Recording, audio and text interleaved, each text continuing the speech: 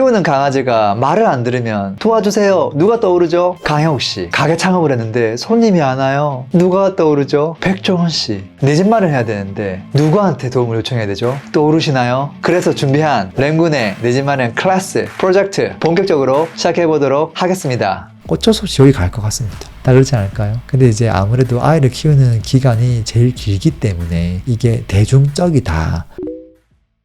안녕하세요, 레몬입니다. 8억으로 송파에 실거주 마련하기, 내 집 마련 다마고치 지금 첫 번째 에피소드를 진행하고 있습니다. 처음으로 인터뷰를 좀 진행했었죠. 그분이 어떤 생각을 가지고 있는지, 뭘 원하는지 제가 엄청 많이 들었습니다. 그리고 간략한 방향성을 좀 안내해 드렸고요. 그리고 이제 헤어졌죠. 헤어지고 나서 뭘 했을까요?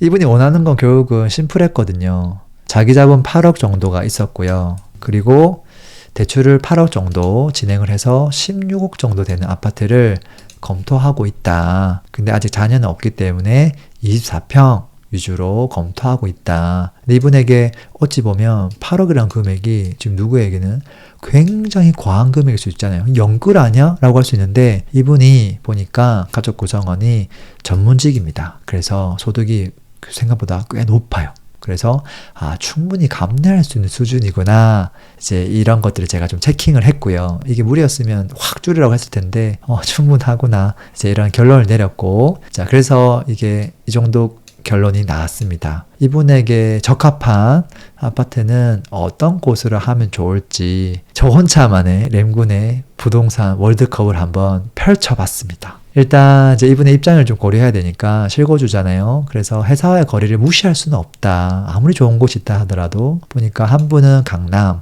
한 분은 분당에 있는 미금으로 출근을 해야 됩니다. 그 위치를 감안하면서 제가 어디가 좋을까? 한번 지역을 도출해 봤습니다. 도출을 해보니까요, 몇 개의 지역이 딱딱 나오더라고요. 그 지역은 어디였냐면 일자리 강남, 분당 미금을 근간으로 어디가 좋을까? 송파 좋죠. 좀 멀리 가면은 이분은 이제 그냥 조금 신축 이런 데 강동까지 가야 될까요? 뭐 이런 질문도 하긴 하더라고요. 이것도 한번 검토는 해보자. 그 다음에 위례, 판교, 분당, 서울 쪽 더 위로 가면 성동, 마포, 이런 급지들도 조금 할 수 있겠다. 근데 위치적으로 보면 이분이 이제 가족도 송파에 있고 부모님도 송파에 지금 계속 거주하고 있고 이분도 어릴 때부터 송파에서 오랫동안 자라가지고 송파가 정말 익숙하고 너무 좋아하거든요. 그러니까 일단 송파를 1순위로 보자. 위치도 딱딱 완벽하잖아요. 이게 안 된다고 하면 이런 지역들도 조금 체킹해보자. 체킹을 제가 한번 다 해봤습니다. 판교 쪽은 보니까 역세권 아파트에 거주는 안 되겠더라고요. 비싸가지고. 그럼 이제 비역세권을 가야 되는데 이 비역세권 가면 강남도 애매하고 분당 미금도 애매해져 버려요. 그래서 위치는 센터인데 출퇴근 거리를 생각해보면 진짜 이게 조금 애매하다. 결론 나왔고, 분당은 이제 좀 오래되고 이분들은 아이가 없다 보니까 당장 분당에 살아야 될 이유는 없거든요. 그래서 조금 애매하다 생각 들었고, 위례도 좋지만 송파를 갈 수 있으면 위례보다는 송파 쪽으로 더 검토해보자. 강동도 나쁘지 않지만 송파에 있을 수 있으면 되도록이면 송파 쪽으로 검토해보자. 그 다음에 경쟁자가 이제 마포 정동이었는데 그분이 이제 심적으로 그때 부담스러웠던 게 지금 이제 워낙 마포, 마용성 이런 것들이 뜨다 보니까 내 집 마련하면 무조건 이런 곳에 사야 되는 거 아니야? 다른 곳에 사면 시세가 못 올라가는 거 아니야? 그런 불안감을 가지고 있더라고요. 그래서 제가 여기 있는 아파트하고 송파에 있는 아파트하고 시세가 크게 많이 벌어지고 있는지 그런 것들을 체크해서 좀 가이드를 줘야 되겠다 이런 생각을 했습니다. 그래서 도출을 해보니까 송파 일단은 이건 1순위였고요. 두 번째 성동, 마포는 다 좋은데 지금 이분의 회사들하고는 조금 거리가 멀다는 부담감이 있습니다. 성동도 좀 강을 건너야 되니까 조금 멀긴 한데 그래도 마포가 좀 더 멀다. 그 다음 이제 후순위가 판교, 분당이었습니다. 근데 이게 비역세권만 가능하다는 게 좀 단점이었죠. 결국은 이제 요것들 조금 단락되고 요 두 개를 가지고 살짝 먼저 검토를 해보면 재테크 측면을 말이죠. 성동구를 대표하는 너무 비싼 거 말고 한 16억 언더로 살 수 있는 아파트 중에 무난한 아파트를 추출해보면 성동구 금호동 이편한 세상 금호 파크힐스 이런 아파트가 있습니다. 그 다음에 송파구에서 무난한 아파트를 가지고 오면 송파동에 레미안 송파 파인탑이 있습니다. 이 두 개를 가지고 그동안의 시세 변화를 트래킹해보면 체킹하고 비교해보면 결과가 여러분은 딱 봤을 때 뭐 A 아파트가 너무 저평가돼 있네요. 이런 게 확 보이나요? 어떠세요? 지금 뭐 빨간색이 요 금호 성동구입니다. 파란색이 송파에 있는 아파트입니다. 시세가 예전에는 빨간색이 조금 더 높았네. 그러다가 또 파란색이 한번 또 살짝 따라잡았다가 그러다가 또 비슷해졌네. 지금 거의 비슷한데 둘 다 상승을 조금씩 하고 있네. 결국 뭐예요? 되게 비슷한 아이들끼리 내가 먼저 하면서 지금 막 도토리 키재기하고 있는 거잖아요. 이게 무슨 말입니까? 재테크 측면에서 큰 차이가 없구나. 여기는 나름대로 장단점이 있고 여기는 나름대로 장단점이 있어서 그놈이구나. 이랬을 때는 실거주 내지만 어디를 해야 됩니까? 그냥 내가 살고 싶은 곳에 살면 돼요. 재테크 관점에서 큰 차이가 없으니까. 그래서 너무 성동구를 고집할 필요가 없다. 송파에도 나름 괜찮은 아파트들이 있다. 이렇게 결론 난 거죠. 그러면 송파에 좀 더 집중을 해도 되겠죠. 그래서 제가 딱 작전을 바꾸죠. 보유자금 8억으로 실거주 가능한 송파구 아파트를 집중적으로 도출을 하고 이분을 위한 딱 한 명을 위한 레포트를 내가 만들어서 제공해줘야 되겠다 해서 퀵하게 만들어서 이메일로 딱 전달해줬어요. 좋아하시더라고요. 그 이메일 전해줬던 내용들을 서머리한 것들을 제가 좀 공유를 해보도록 하겠습니다. 레포트가 이렇게 시작합니다. 자, 송파구 유망 아파트 갖고 싶죠? 갖고 싶으면 무조건 잠실동 신촌동부터 바라보세요. 밑에 거 볼 필요가 없습니다. 근데 봤더니 잠실에서부터 파크로까지 다 봤더니 금액이 도저히 안 맞습니다. 안 맞습니다. 깔끔하게 보내주세요. 머릿속에 지우세요. 자, 끝. 두 번째, 여기서 입지를 조금 더 낮추면요. 신축 또는 재건축 단지들을 검토하면 되는데 그 대표된 단지가 여기 있습니다. 뭐가 더 좋은지 재지 마세요. 금액이 안 맞습니다. 지금 오버됩니다. 패스. 깔끔하게 여기서 우리는 금액을 조금 더 낮춰야 됩니다. 낮췄을 때 선택지가 딱 3개가 나옵니다. 물론 이거보다 더 저렴한 단지들은 한 100개는 더 있습니다. 근데 이걸 살 수 있으면 그 100개를 볼 필요가 없습니다. 이 3개 단지를 집중적으로 보시면 좋을 것 같습니다. 해서 제가 이 월드컵 후보군 3개를 도출했습니다. 자, 후보군 한번 만나볼까요? 첫 번째는요. 송파파크 하비오 33평 주상복합 아파트입니다. 자, 문정역이 있고요. 8호선 장지역이 있습니다. 장지역에서 뭐 걸어서 2, 3분 정도밖에 안 되는 초역세권이고요. 지하 1층에 메가박스부터 시작해서 젊은 사람들이 좋아하는 편의시설들이 다 갖춰져 있습니다. 뭐 심지어 뭐 애들 노는 그 물놀이 파크도 있고요. 뭐 별의별 게 다 있습니다. 그리고 옆에 가든5 가가지고 엄청 대단한 백화점은 아니지만 쇼핑할 수 있는 것들도 있고요. 그 다음에 교보문고도 있고, 그 다음에 여기 스타벅스, 이마트도 다 있습니다. 편의시설은 충분하다. 그 다음에 지하철 타고 미금으로 딱 가서 한 번만 갈아타기 하면 정말 가까이 있죠. 위치가 나쁘지 않다. 젊은 사람들이 살기에는 정말 나쁘지 않다. 근데 물론 단점도 있다. 요 구역 안에 이게 도시개발로 예쁘게 신축으로 다 지었는데 여기 일자리도 있고 다 한데 학교가 없다. 학교 가려면 이쪽으로 건너가야 된다. 이게 단점이다. 여기 학군에도 그렇게 좋지 못하다. 옆에 이제 다가구 빌라들이 많기 때문에 같이 가야 되니까 그런 부분들이 단점이다. 장점만 있을 수는 없다. 근데 여기는 33평에 거주할 수 있다. 뭐 이런 거죠. 후보군 2번을 볼까요? 자, 후보 2번은요. 잠실 올림픽공원 아이파크입니다. 여기 올림픽공원이 있죠. 그래서 올림픽공원 이름이 들어갔습니다. 여기 보면 초등학교 1개, 중학교 2개가 있고요. 세무서가 2개나 있습니다. 그 다음에 여기에 큰 병원, 아산병원이 있죠. 예, 장난 아니에요. 전국에서 오거든요. 이곳의 장점은요. 일단은 송파구 같은 경우는 최대한 한강을 따라 위쪽에 있을수록 시세가 비싸고요. 더더더 내려갈수록 시세가 저렴해집니다.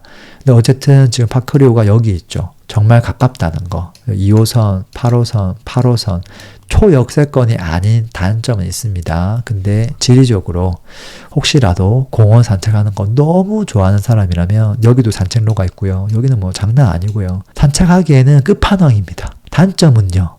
학교는 있는데 학군이 좋지 못하다. 두 번째는 편의시설이 좀 없다. 여기 큰 대로가 있어가지고 단절된다. 약간 고립된다. 편의시설이 없어서 장이라도 보려고 하면 참 불편하다. 심지어 단지 내 상가 있잖아요. 하지만 1층에 가면 편의점이 없다. 다 약국이다. 왜? 여기 병원이 너무 커서 전부 다 여기 가서 약을 짓거든요. 건너편도 약국, 여기도 약국.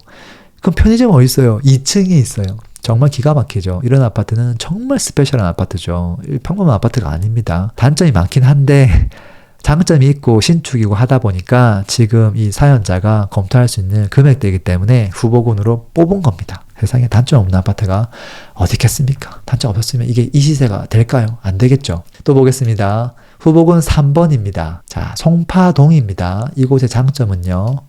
아파트 밀집 지역입니다. 정말 자녀들 키우기에 딱 가보시면 와, 아늑하다. 조용하다. 주변에 학교가 정말 많다. 학원들도 쫙쫙쫙 깔려있고 방해도 학원까지 이용할 수 있다. 완벽한데 단점은 여기 멀다. 이게 단점이에요. 그 다음에 하나 정도 포기한 게 26평 이런 것도 있는데 요거는 22, 3평짜리를 선택했다. 근데 그래도 뭐 2명이 거주하기는 충분하다. 이래서 후보 3번이 됐습니다. 여러분의 선택은 어떨까요? 어떤 식으로 이 후보군을 어디가 더 좋은지 체킹할까요? 어떤 분들은 본인이 좋아하는 것만 보고 본인이 좋아하는 이야기만 합니다. 야, 부동산은 학군이지. 야, 이거 사. 또 어떤 사람은 야, 필요 없어. 한강 가까운 게 좋지. 한강 프리미엄이 얼만데. 뭐 그렇게 하고. 어떤 분들은 33평을 살 수 있으면 33평을 사야지. 왜 20평대를 사? 나중에 오를 때 더 많이 올라. 이렇게 얘기할 수도 있습니다. 그리고 또 어떤 분들은 야, 주상복합은 안 되지. 그건 답이 아니야, 애초에. 이렇게 하기도 하고요. 정말 다양합니다. 특징을 이제 정리해보면 제가 다 앞에 설명했던 것들을 요약한 겁니다. 왜냐면 제가 이메일을 보낼 때 이분이 이해를 해야 되니까 제가 하나하나 이렇게 정리를 해가지고 줬거든요. 주상복합 단점이 있다. 용적률이 너무 높으니까 재건축할 때 어렵다. 주변에 오피스텔이 좀 많다. 거주지로서 오피스텔 많은 것들이 장점이 아니거든요. 단점이에요. 1층에 1인 가구 너무 많잖아요. 1층에 맨날 담배 피는 젊은 애들이 너무 많아요. 거기 맨날 아이들 지나가야 된다 생각해보세요. 단점이죠. 단지가 프라이빗하지가 않아요. 주변에서 접근하기가 너무 쉽게 돼 있거든요. 그 다음에 초등학교가 좀 멀죠. 해당 블럭에 학교가 아예 없죠. 건너편으로 이제 가야 되고 학군도 약하고 그 다음에 장점은 편의시설이 너무 좋고 초역세권이라는 점. 이게 이제 장점인 거죠. 이거 없으면 사실은 뭐 갈 이유가 전혀 없는 거죠. 물리적으로 봤을 때 여기 위치 자체가 지금 직장을 고렸을 때 딱 센터, 좋다. 이런 생각이 듭니다. 잠실 올림픽공원 아이파크는요. 여기는 정말로 누가 아프셔가지고 그분을 계속 간호해야 될 때 완벽한 입지 아파트입니다. 대중적인 아파트는 아니란 소리죠. 그리고 신축이고 브랜드고 상품성은 너무 좋죠. 근데 요거 빼고는 다 단점이에요. 풍납동이라는 단점. 풍납동이 조금 낙후돼 있고 막 개발이 안 된다는 이게 있거든요. 그 다음에 이제 생활권 자체가 큰 도로로 단절돼 있다. 집 나가자마자 큰 도로가 우회전을 해야 되는데 거의 엄청 막히는 길입니다. 그리고 이제 초등학교, 중학교, 학교가 그나마 주변에 있다는 거는 장점인데 학군이 약합니다. 그리고 편의시설이 너무 없다는 게 이게 너무 아쉬워요. 학군은 지금 애가 없으니까 그나마 괜찮은데 단기적으로 이게 너무 없어서 너무 불편하겠다. 산책만 하고 살 수는 없잖아요. 맨날 밥도 먹어야 되고 장도 봐야 되고 대중적이지 않아서 거래가 좀 띄엄띄엄 발생하는 아파트이기도 합니다. 장단점이 너무 극명하죠. 하나 더 볼까요? 레미안 송파파인탑 송파동이에요. 기본적으로 잠실 신천동 내려갔을 때 송파동 뭐 더 내려가서 뭐 가락동 뭐 장지동 쭉 내려갈수록 시세가 저렴해지는데 송파동까지는 아파트가 딱 밀집되어 있어가지고 괜찮거든요. 그리고 여기가 이제 재건축을 한 단지예요. 그 재건축할 때 레미안 브랜드 달고 정말 잘 지었어요. 그래서 생각보다 이게 2년씩이라고? 정말 괜찮은데 새 거 같은데 이런 느낌도 듭니다. 그래서 그 동네 사람들은 이제 구축이 워낙 많기 때문에 이 아파트 입지를 정말 좋아합니다. 단점이 있다면 역세권이 아니라는 거. 방금 후보군 3개 단지들 중에서요. 제가 만약에 100명을 데리고 와서 딱 투어를 시켜주고 3개 중에서 어디 거주하실래요? 하고 자녀가 있는 그런 가족들에게 물어보면 제 생각에 아마도 이 아파트를 대부분 선택하지 않을까 그런 생각을 합니다. 자녀가 없고 뭐 젊고 그러면 다른 선택을 할 수도 있다. 근데 어쨌든 이게 굉장히 대중적이라는 소리예요. 그래서 이 아파트는 저 강동구 그라시움하고 치열하게 싸우는 아파트 중에 하나입니다. 맨날 싸워요. 저 고독에 있는 분들이랑. 왜 싸우는지 모르겠어요. 뭐 이제 야 고독 그라시움은 강동구지만 학군도 양호하고 대단지의 브랜드의 역세권이고 앞으로 9호선 들어오고 하니까 송파구 저리 가 이렇게 얘기하기도 하고요. 어떤 분들은 야 그래도 여기 송파야 학군도 괜찮고 여기 정말 괜찮아 어디 저기 강동구에서 지금 이렇게 이야기하는 사람도 있습니다. 근데 쌀 필요가 뭐가 있어요. 제가 시세를 확인해 보니까 예전에는요 레미안 송파가 조금 더 비쌌습니다. 근데 최근에는요 그라시움이 조금 더 비쌉니다. 9호선도 좀 더 가시화되고 위에 이제 일자리 호재도 조금씩 반영되다 보니까 그러한 경향이 있는 것 같습니다. 뭐 당연히 호재가 있고 하면 시세가 조금씩 달라질 수 있겠죠. 근데 엄청나게 큰 차이가 나는 단지는 아니다. 이제 그런 것들도 조금 아시면 좋을 것 같습니다. 그래서 제가 이 3개 단지를 비교를 하는데 장단점이 너무 극명하잖아요. 이런 경우는 결국은 그 본질을 봐야죠. 본질이 뭐예요? 이 아파트의 시세죠. 지금 현재 시세가 아니라 과거 10년 동안의 시세가 어땠는지, 한 개 단지는 계속 처지고 하나만 계속 올랐는지 아니면 뭐 같이 잘 올라가고 있는지를 체킹해 봐야 되겠죠. 제가 체킹을 한번 해봤습니다. 자, 첫 번째 하비오하고 아이파크하고 딱 비교해봤더니 그래프 모양이 따다닥 이렇게 됩니다.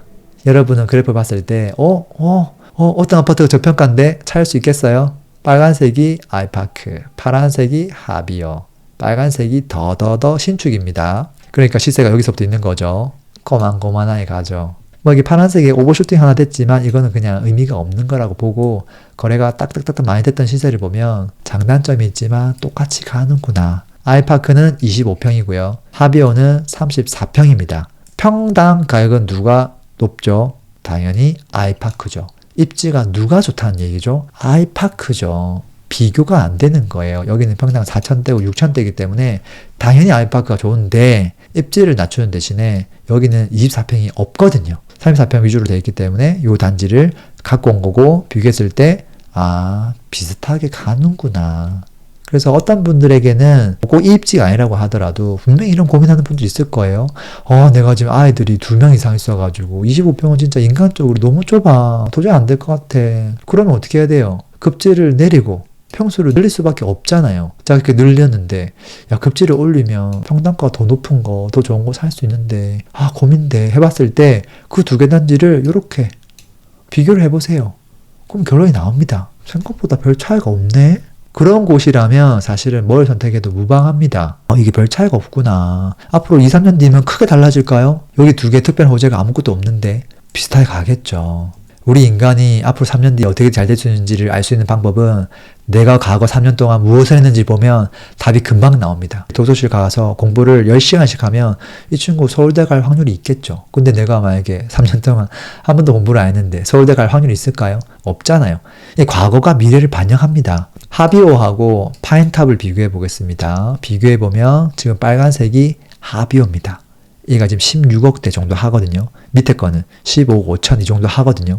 매가가 누가 높죠? 하비오가 높습니다. 가격이 항상 높았습니다. 앞으로 어떻게 될까요? 예상컨대 여기에 뭐 9호선 역세권이 터지지 않는 이상은 아마도 이 관계를 계속 유지하려고 할 겁니다. 어떤 식으로든. 그 사이에 뭐 약간 누가 조금 더 치고 올라가고 있겠지만 결국은 비슷한 비율로 가려고 할 겁니다. 기본적으로 그렇습니다. 여기서 입지는 어디가 좋을까요? 가격하고 입지는 다른 이야기입니다. 가격은 매매 가격이고요. 입지는 평당 가격을 말합니다. 당연히 레미안 송파가 훨씬 좋은 거죠. 23평인데 불구하고 이 정도 가격이면 평당 금액이 굉장히 비싸다는 소리거든요. 그래서 입지를 낮추고 평수를 높인 건데 가치, 가격에 대한 변화는 별 차이 없구나. 또 체크했습니다. 자, 그러면 남은 파인탑하고 아이파크 싸우면 어떻게 될까요? 가격은 당연히 파인탑이 지금 꼴찌인 건 확인했고요. 아이파크가 역시나 조금 더 높습니다. 근데 아이파크는 25평이고요. 송파 파인탑은 23평입니다. 그래서 평당 금액 보면 파인탑이 조금 더 높습니다. 그래서 야 입지가 좋구나 이런 것들을 알 수 있어요. 근데 중요한 건 시세가 같이 가는구나. 오를 때 같이, 내릴 때 같이, 다시 반등할 때도 같이, 최근 시세도 같이. 이해되죠? 다만 이 격차는 항상 유지하려고 하는구나. 그래서 빨간색이 조금이라도 더 높겠구나, 아이파크가. 그거는 예상해 볼 수 있습니다. 얘가 팍 치고 나가면 얘 따라갈 거고요. 얘가 못 치고 나가면 못 갈 거고요. 파란색이 치고 나가면 얘가 바로 그거보다 좀 더 위로 올라갈 겁니다. 그래서 제가 생각을 한번 요약을 해봤습니다. 이 요약한 걸 다 이 사람한테 이메일로 사실 보내준 내용이에요. 세 개 아파트를 재테크 측면으로 보면 큰 차이가 없습니다. 특히나 단기 중기로 보면 뭐 3년 이내, 뭐 6년 이내, 뭐 이 정도, 뭐 8년 이내 봤을 때는 큰 차이가 없습니다. 단 장기로 봤을 때는 차이가 있을 수 있습니다. 하비오가 장기로 봤을 때는 주상복합이라서 이게 재건축이 되는 단지가 아니기 때문에 시세가 조금 밀릴 수 있습니다. 근데 뭐 아직까지 준신축이고 단기 중기적으로는 아직은 문제될 소지가 없어 보입니다. 네, 그래서 지금 현재 이 세 개를 갖고 선택한다면 저는 개인적으로 두 부부가 좋아하는 곳을 선택해도 되지 않을까. 왜? 재테크적으로 같이 가니까. 그놈이 그놈이다. 장단점이 뚜렷할 뿐이다. 만약에 자녀가 없고 학군을 따이지 않고 부모님 집 왔다 갔다 하는 거 거리 적당하고 공원 산책하고 뭐 그렇다고 했거든요. 그 다음에 이제 회사 출퇴근할 때 가끔씩은 자차로도 가고 대중교통도 좀 이용하고 한다고 했거든요.